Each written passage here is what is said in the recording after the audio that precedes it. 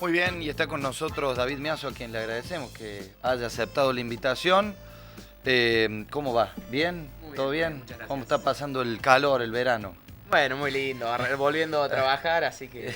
Claro, no Pero se bueno. puede disfrutar tanto. Bueno, David, te convocábamos por esta cuestión de que pareciera que en Argentina y en realidad cuando uno lee por ahí también algunos medios del mundo, en España por ejemplo, hablar del FMI, hay quienes dicen que es bueno, es un organismo que es necesario, es una posibilidad de acceder a financiamiento, hay que sin duda adaptarse a lo que pide, ¿no?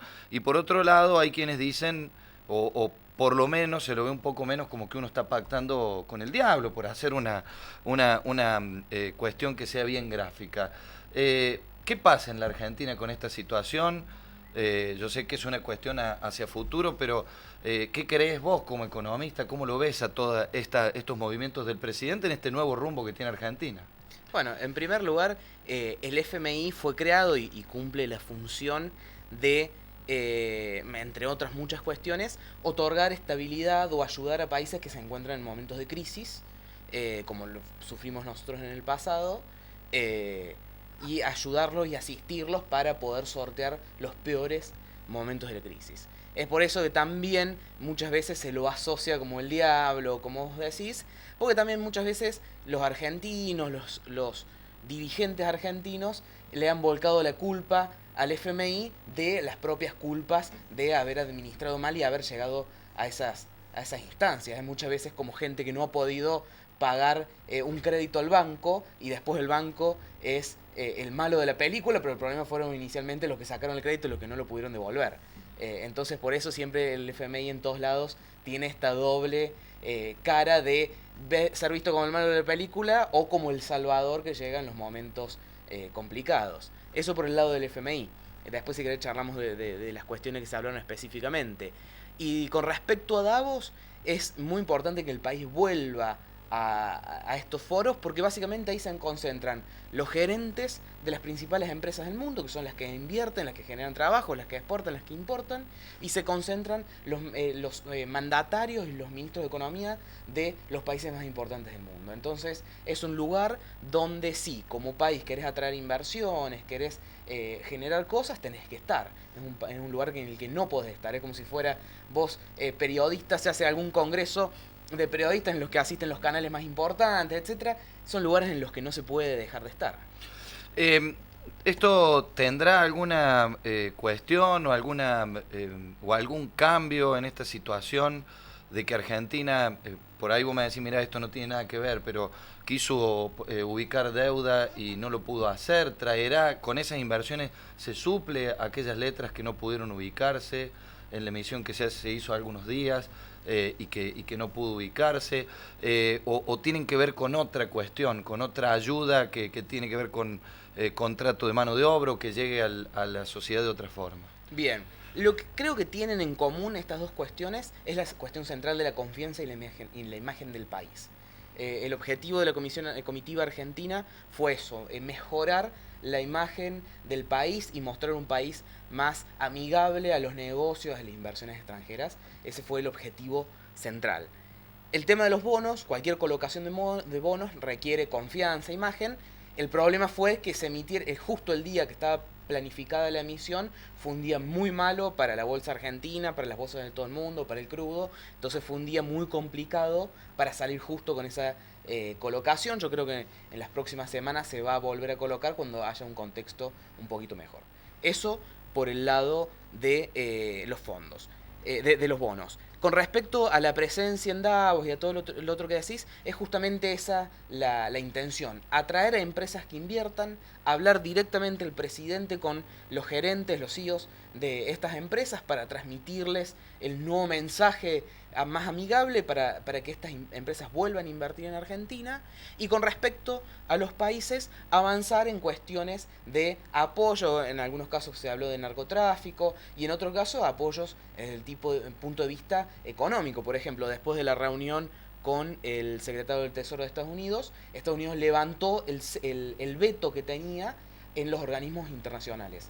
para prestarle a Argentina. Por ejemplo, el Banco Mundial, la Corporación Andina de Fomento, el FMI, el Club de París, que son lugares donde, donde Estados Unidos tiene poder de veto de a quién se le dan o no créditos, y levantar estos es importante porque siempre estos organismos multilaterales, sobre todo el Banco Mundial, la CAF, dan créditos para infraestructura, créditos para programas sociales, para salud, para educación, a muy baja tasa, y que siempre es bueno poder acceder a estos créditos porque tienen asignación directa a proyectos de este tipo. Se habla de que, más allá de que las medidas que esperaba el campo y sobre todo desde muchos de los estudios, análisis que han sido tu materia y que nos han permitido conocerte por ahí más públicamente, no se vendió, o leemos títulos que dicen no se vendió todo el cereal que esperaba el gobierno, no se liquidaron y no ingresaron divisas como esperaba el gobierno. ¿Es tan así? ¿Necesita el gobierno que los productores ahora lo ayuden después de haber conseguido esto? ¿Qué es lo que esperan los productores? ¿Tiene que estar el dólar más alto aún para que haya esa liquidación? Bueno, yo creo que la liquidación fue buena. De hecho, si no me equivoco, he leído que ya estaban los 4.000 millones que se habían pactado inicialmente, con probabilidad de llegar a 6.000 millones, que en realidad los que lo terminan liquidando y todo eso son las cerealeras. Los productores, bueno, van vendiendo o no. Sí, sí, sí. De hecho, el problema que tenían las cerealeras era que no había compradores en la plaza del mercado de dólares. De hecho, tenían unos 2.000 millones de dólares depositados en cuentas corrientes en el Banco Central porque no había quien le comprara esos dólares y estos últimos días se ha reactivado. Y con respecto a la venta que pueda haber o no pueda haber de los productores, que seguramente ya hubo bastante por la cuestión de que ya se corrigió el tema del cepo y etcétera, van a seguir apareciendo y se va a comercializar normalmente. La aparición de el silo bolsa y toda esta tecnología que permite que no se tenga que comercializar el 100% de la producción cuando se cosecha, permite que los productores vayan vendiendo a medida que van necesitando esos recursos o a medida que las condiciones de mercado son buenas para hacerlo. Se sacó las retenciones a algunos productos, se le bajó a la soja. Dicen que esto, a lo mejor lo digo de esta manera porque es más o menos lo que se leyó públicamente, que esto generó un aumento en el precio de la carne del pollo, una posibilidad de que haya un corrimiento de algunos precios que, por ejemplo, de animales que se alimentan a base de maíz, como el pollo, como el vacuno en el caso que esté en feedlot, que tiene 90% de inclusión muchas veces de maíz, o los alimentos balanceados. ¿Se podrá corregir eso? ¿Es lo que corresponde? Los lecheros también dijeron que estaba muy complicado con esta situación, que necesitaban una ayuda, después se le dio algunos centavos. En líneas generales, ¿le han venido bien todas las medidas o faltan algunas? Por supuesto que faltan algunas, falta que se desenvuelvan y falta tiempo para que todo el sistema se ajuste. Fueron buenas estas medidas para todo el sector agropecuario en términos generales. Algunas cuestiones de precios fueron algunas sobrereacciones que se van a terminar de corregir y de hecho ya se han empezado a corregir. De hecho vimos lo que se llama en economía un overshooting, un sobredisparo de los precios, ni bien se tomaron las medidas y ni bien se salió del cepo, y después algunos precios ya se fueron corrigiendo y se van a ir corrigiendo con el tiempo hacia abajo. ¿Crees que el Estado tiene que intervenir ahí para que algunos que por ahí se hacen los distraídos y no corrigen algunos precios, tenga que bajar algunos precios, sobre todo de consumo masivo? Sí, por supuesto, el Estado siempre tiene que estar para evitar los excesos, pero también tiene que estar para generar las condiciones para que esos excesos no se den. Porque muchas veces, por ejemplo, se critica en el tema de los supermercados, las pocas empresas que dominan la mayor cantidad de los alimentos de venta masiva, que en realidad son las empresas que lo dominan en muchos países del mundo, y en no todos hay excesos. Acá hay excesos y en países vecinos no. Entonces los excesos se dan o se venían dando porque porque había, y si todavía sigue habiendo, un exceso de agregados monetarios, de dinero. Entonces cualquier sobrereacción en los precios que había, la gente lo terminaba convalidando porque los pesos están en la calle, y estaban. Entonces el gobierno creo que ya está haciendo, de hecho, Sturzenegger en el mes y pico que lleva de presidente del Banco Central, ya absorbió más del 13% de la base monetaria, que es esto, sacar los pesos de la calle para que los pesos no paguen esos aumentos, no ratifiquen esos aumentos de precios, entonces se terminen regularizando. Todos dicen que el momento que llegue la paritaria, o al menos el ciudadano común, parándonos desde ese lugar también, que cuando lleguen las paritarias puede llegar a ser el gran tema, por si le van a tener que poner techo, si va a perder poder adquisitivo la gente, que de hecho con algunos aumentos, hasta que no se pueda recomponer eso, puede comprar menos con el mismo sueldo que tiene. ¿Cómo crees vos que puede llegar a ocurrir eso en tu visión económica? Bien, primero, que creo que también lo hemos charlado acá con Palabras Políticas con Susana, siempre salir de problemas económicos, o de desequilibrios económicos como estaba viviendo con el tema del cepo y esas cuestiones, siempre los asalariados y los jubilados son los que lo pagan, o pagan una parte importante, porque son los que menos posibilidades tienen de corregir sus ingresos. Entonces esto es salir del cepo y esas cuestiones, siempre la terminan pagando estos sectores, incluidos nosotros, y mientras más se espera, peor es la corrección. Eso por un lado. Por el otro, ¿qué te quiero decir con esto? Alguna disminución del poder adquisitivo va a haber.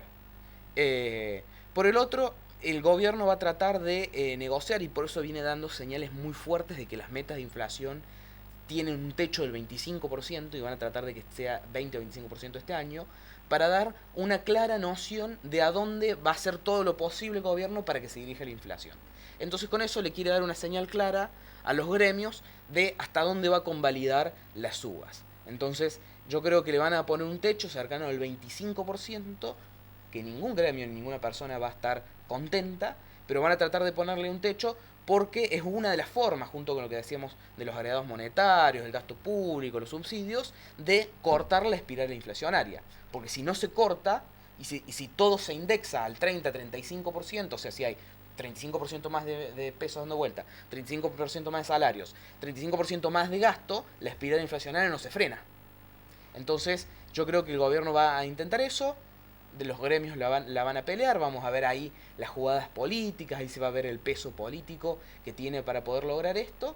Va a ser el primer gran desafío, ¿no? Yo creo que va a ser, si bien ahora ha habido algunos desafíos, el cepo, salir del cepo y que nada se descontrolara fue el primero, pero fue un desafío más bien económico. Este creo que va a ser el primer desafío político grande, junto con cuando empiece a funcionar el Congreso y vean el tema de los DNU y todo eso, pero el tema de los salarios va a ser el principal, y vamos a ver cómo se comporta Moyano y el resto de los dirigentes más importantes. Como economista, rápidamente, porque ya nos hemos extendido mucho, pero a uno le da ganas de seguir preguntando, pero como economista, ¿sentís que Macri cumplió con lo que vos esperabas que iba a hacer cuando lo veías como candidato?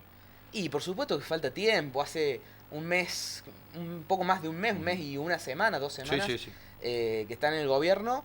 Por ahora vienen cumpliendo con las promesas de qué se iba a hacer.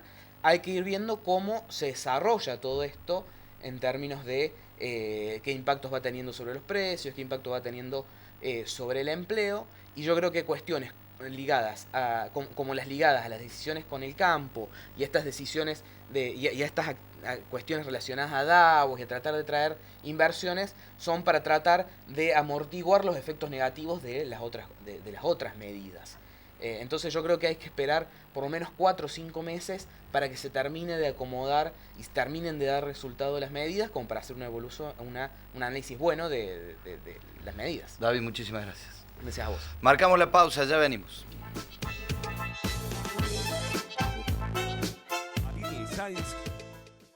Presenta Ariel Sáenz